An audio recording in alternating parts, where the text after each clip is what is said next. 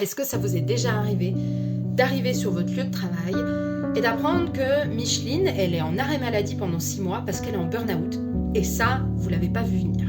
Ou d'apprendre aussi que votre voisin, votre voisine est en dépression nerveuse et que on n'avait rien vu venir du tout non plus.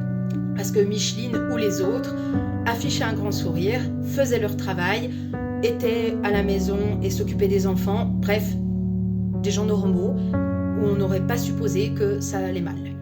La dépression nerveuse ou le burn-out, ce sont des maladies qui ne sont absolument pas anodines. Ce sont des maladies qu'il faut diagnostiquer chez un professionnel de santé, un psychiatre, un psychologue, un médecin, pour vous accompagner après dans une réémission. Car les conséquences du burn-out ou de la dépression peuvent être extrêmement graves.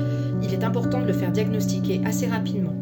Mais dans le cas de certaines dépressions, il y a des personnes qui vont s'isoler, ne plus vouloir parler, vont avoir un dégoût de tout. C'est là que la musicothérapie peut rentrer en jeu. Car la personne n'a pas envie de parler, soit utilisons des instruments pour en parler. La musique, c'est un canal de communication comme un autre, mais là, on n'est pas obligé de parler. Bien sûr, le patient, lors d'une séance, peut parler, on ne l'interdit pas.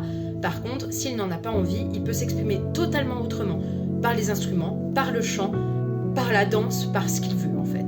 Si vous connaissez quelqu'un dans votre entourage, dans cette situation par exemple, vous pouvez lui suggérer des séances de musicothérapie. Je me présente, je m'appelle Clémentine, je suis musicothérapeute et dans des séances, j'ai pu accompagner des personnes en situation de dépression et de détresse mentale assez importante et j'ai pu constater que la musique était un outil très précieux pour ces personnes-là.